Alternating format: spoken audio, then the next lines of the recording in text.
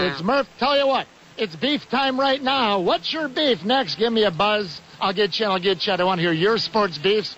You got some beefs. Hit him up! Move out! Move him out! We want to know what's bothering you in the world of sports. Give Murph a call at 312-644-6767. That's 312-644-6767. And tell him what's beefing you in the world of sports. What's Your Beef is brought to you by Brown's Chicken Sandwiches and Catering and BrownsChicken.com. Welcome back. It's Murph.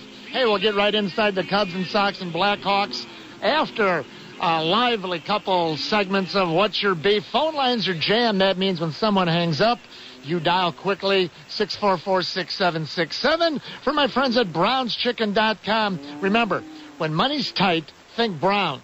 The 3 words, well, you know the 3 words at Browns. It tastes better. The other 3 words at Browns is value and quality and consistency. Those are the words at Browns. Value, quality, and consistency. Lunchtime beefs and Browns. Let's get to the phone lines. See what the Chicago sports fans are beefing about today. Let's go to the south side. Will is on the score. Hello, Will. Yeah. Hey, good. Will, what's your beef? Aaron Miles, he should not be in the Cubs lineup. He shouldn't be in the Cubs uniform. He need to be playing for the Kane Cougars. That's tool of the week. You got to wait till Friday. Thank you, Will. What's your beef? A concept, but overall, here's what Will could have done. Will, I would say, you know what my beef is, Murphy? No, what's that, Will? It's when a major leaguer makes a little mistake, but yet no one talks about it as if nothing happened. And Aaron Miles is the guy. Last night in the Cubs game, no one is talking about a second baseman for the Cubs dropping a little humpback, as Hawk Harrelson would call it, a little duck snort. Dadgummit. Right, Hawk? Here's the situation. And when you're not hitting, and Aaron Miles, he has always hit 280, 275, 300, switch hitter, pesky. Maybe he's got to play more often, whatever the reason. He's not hitting right now. That's fine. That'll happen. That's not the beef. The beef is, when you're out in the field, you better be ready to play the game. Now, let's look at what the situation was. The Cubs last night were leading 4-3. Top of the 4th inning. The 7, 8, and 9 hitters are coming up for the Pirates. 7th hitter gets a double and goes to third on a bad pickoff play. You got a runner on third, nobody out, with 8-9-1 coming up, and you're up by 1 when you're the Cubs. What'll happen is the next hitter, Wilson, runner on third, nobody out. He'll hit a little duck snort to short right field, which would be the first out of the inning. Then the pitcher comes up, who will later sacrifice bunt, but you figure you got a good shot at getting Mahomes out. Now he'll have a runner on third with 2 out, and Morgan does fly out, though everything can be different. I understand that. They end up with a run on this botched-up play by Aaron Miles, and then a 2-run homer by Sanchez, a 3-run inning, which should have been nothing. If a major leaguer can make a simple play. The pitch. A blooper out into right, and Miles can't get it. Dropped it. It's a tie ball game. Miles got out underneath that ball, just hit off the thumb of his glove and dropped to the turf out there in shallow right field. Man, that's too bad. And a high, deep drive to left, and Soriano will not have a play. It's out. So Sanchez showing his power. He is a triple away from the cycle, and it's 6-4 Pittsburgh. There you go. One little drop ball, and no one talks about it, and there's 3 runs on the board. Let's go to highlights there, courtesy of our friends at good old Channel 9, WGN TV. Phil from Northbrook. Hello, Felipe. Hey, what's going on? Hey, Phil, what's your beef? Man, I got a beef with the NBA and Nike. Okay.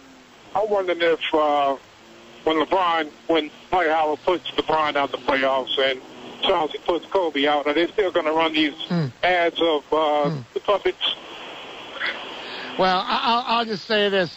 The NBA has a big problem in that it's turned into a thug game. That's just my opinion.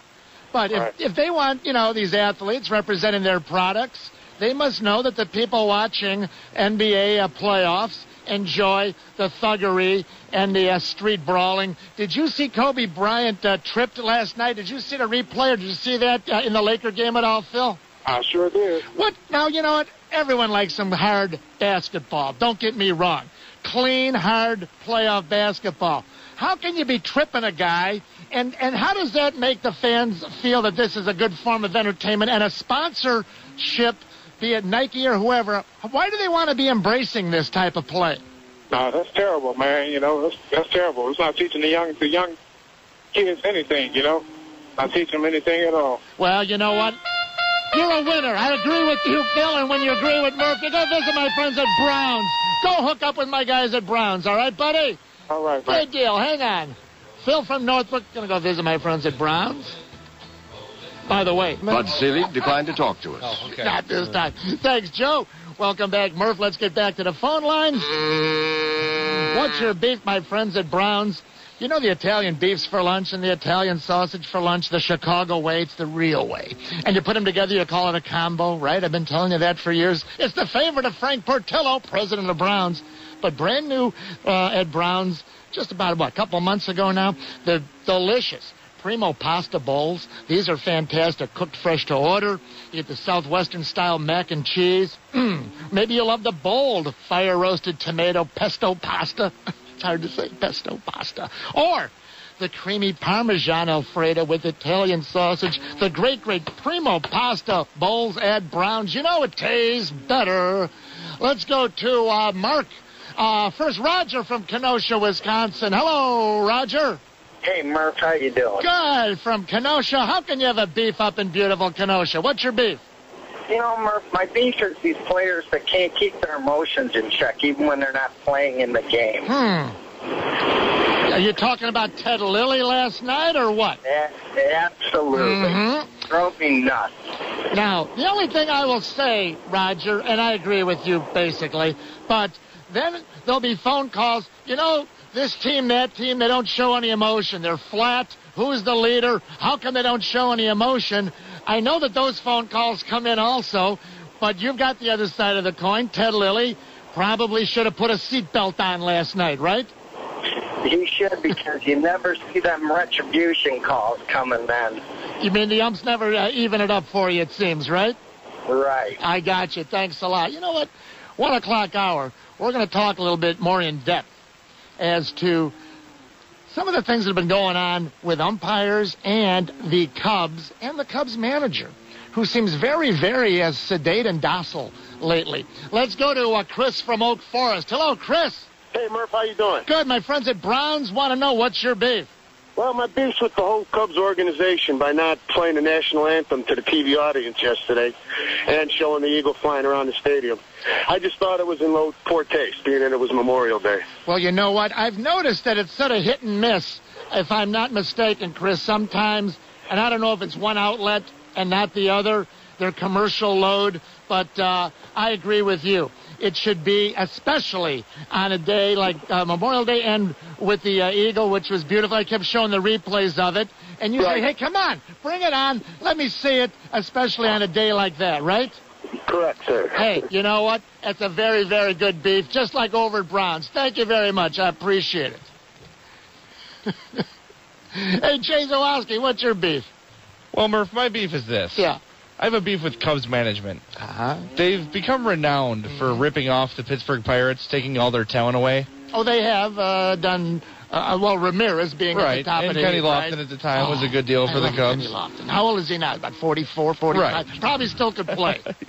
Why isn't Freddie Sanchez a Cub yet? That's my question. That's my beef. Well, evidently the Pirates still have enough length of his contract. He's probably still, look up and see. Now, what's he played? 3-4 years? See, this is about the time. Now, very good, Jay. This is about the time. If he's in his 4th year, this would be just about when the Pirates would be starting to worry about, oh, boy, we got to negotiate a long-term deal with this guy. Let's get something for him. You know what? There's probably a few other second basemen, third basemen out there. Hey, how about this? How about at 1 o'clock hour? Or let's do it right now. Cub fans, Mark DeRosa, would you like to see, let's set up our text system right now, fellas, 67011, powered by U.S. Cellular. Would it be would it be crazy for Jim Hendry to call up the Indians, who right now are, 8.5 games back? They are out of it. Mark DeRosa's hitting about 250, got his RBIs, playing average ball, nowhere near the ball he had last year. Yes or no, do you think it would be possible for Jim Hendry to work out a deal for Mark DeRosa? Because he certainly has to be looking at a second or third baseman out there somewhere. By the way, Murph, Freddie Sanchez makes $6.1 million this year. Then next year, there's an $8 million club option. So, how many years has he played? Does it say? I'm looking at just his contract here. Okay. MLB, 5 years. Just about. This is his 5th season. Okay. So they wrapped him up to avoid arbitration, obviously, a year or two ago. So he's right about at that point where the Pirates are going, oh, boy, we got to make a trade here or we'll lose this guy. Maybe he can get 5-6 hits every day for the Cubs. Of course, he won't be facing their pitching. I understand that. Let's go to Phil in McHenry. Hello, Philip. How you doing there, Mr. Murph? Hopefully you remember who I am. I'm a big Cub fanatic. Hey, listen, I wanted to make a comment on the DeRosa thing.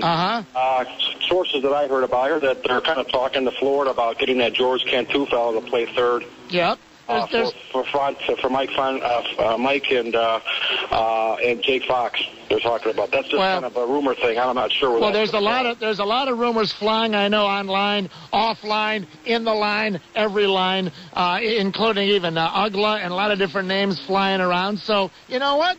Jim Hendry will make the move when he feels it's right, and it might be sooner than we thought. But what's your beef, also, Phil? My beef is actually it's one beef, but it's in 2 parts. I got a 2-part beef. All right. A 2-part beef with the middle relief. I mean, we have a problem with the middle relief and Neil Kotz, and then of course the other part is the architect of this bullpen, and that's Jim Hendry. So that's my beef.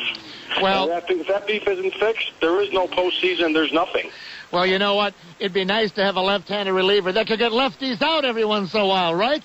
Absolutely. I just it's a big problem, and unless that problem is looked at and corrected, there is no postseason. There's nothing. Well, you know, I mean, Neil Kotz is not. Every time he's came in with Aaron Hellman to do anything, I don't remember the last time he's done his job. Well, Phil, in Sandy, I really thought that Neil Kotz would not be on the airplane coming back to Chicago when he gave up the home run to Adrian Gonzalez. He cannot get lefties out. And then they bring him in last night in a game where they had the lead, and then boom, boom, he gets just tomahawked. I was shocked he was still with the club today, maybe with the injuries, Marmol being gone to New York for, I guess I read some about his wife's pregnant, having a baby. So maybe in another day or two, Mr. Hendry will work that out. I appreciate it. Thank you, Phil. Appreciate it very much. Well, hey, you're a big fan of Browns. You love Browns, but here's what's even better than loving Browns. You can become a preferred customer at Browns. Just go to brownschicken.com, sign up for the Preferred Customer Club, and the membership, here's the benefits. You get automatic email notices of special offers. How about this? Instant access.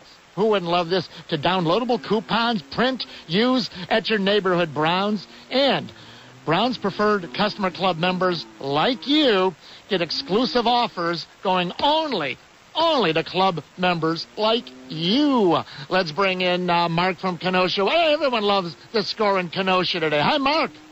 Hey, Murph, this is Mark up in Kenosha. Hey, Kenosha, Mark. I am beefed up because I'm sick and tired of all the major leaguers getting up on the step once they hit a home run. Wait till the World Series is on and pull a Reggie Jackson and come out and tip your hat. Now Don't do it during every game. You're talking about what's known as curtain calls, right? Yeah, that's it. Stay in the dugout. You know, it's funny. I was watching the MLB network, and they replayed the World Series where Reggie Jackson hit the 1, the 2, the 3 home runs, and how they almost had to encourage him and push him out to wave his helmet to the Yankee fans, right?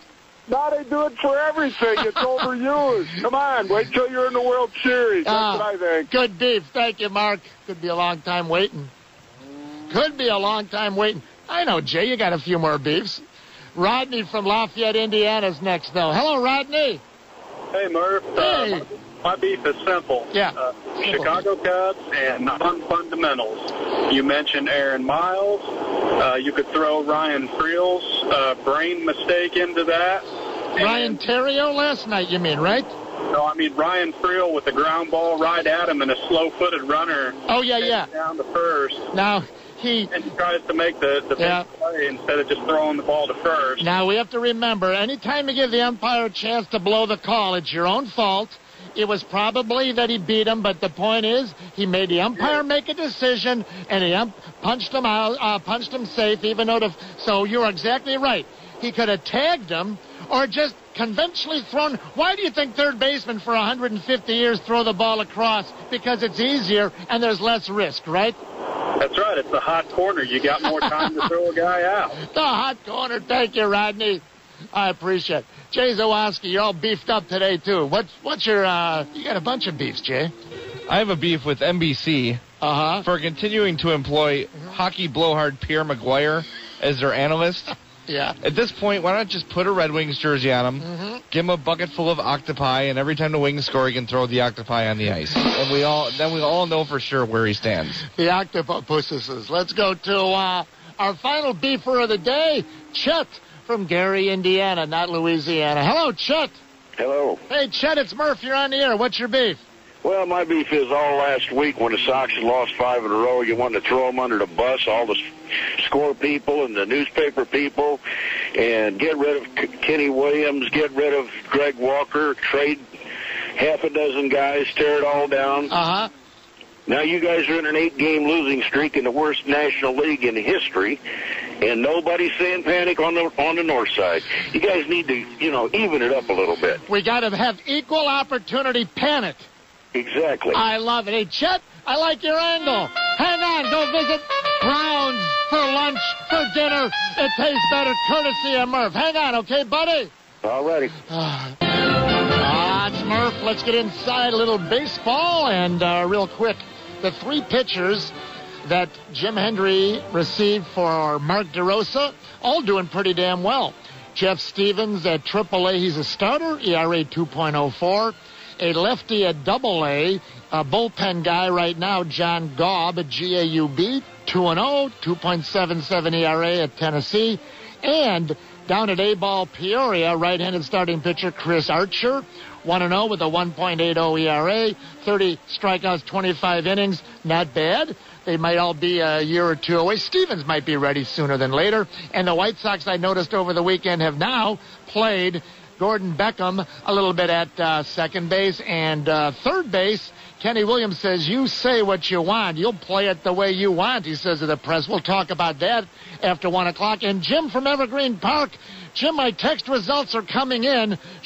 Yes or no, should Jim Hendry contact the Cleveland Indians, who are in last place, 8.5 back, for to talk about Mark DeRosa? Hello, Jim. Mark, how are you? Hey, I think he should. I don't think he will. And I was actually a guy who thought that getting rid of DeRosa wasn't the end of the world. Oh, me too, right. I don't think that Hendry is going to admit that he made a mistake. I still do think, I don't know if it was ever reported and ever, really came to the bottom of it, but I don't think he got along super well with him. I think that's part of it as well. And I just think that, like you said, they're not going to give him those 3 young pitchers back, and other teams are probably going to be willing to pay a little bit more for him. Well, I'll tell you what, Jim, I'm up against the clock. I always appreciate your thoughts. The only thing I'll jump in with you on the other side is I don't think Jim Hendry is one of those ego guys that would be, above or beneath saying, hey, you know what? I'd like to get that guy back. I think he would do it, but, it's still a lot of factors into that. Other teams, Mark DeRosa, the Indians, but I think Jim Hendry would be the first guy to say, hey, you know what, I can correct something. I'll make that phone call. Jim, we'll keep watching. Thank you, buddy. Thanks, Murph. Appreciate Sports Radio 670. It's Murph back in a flash when we return. Plenty of White Sox talk, and I want to ask Cub fans a few things about the skipper of the Cubs, how he is different from Coach Quenneville, who got fined $10,000 for protecting his players. It's The Score.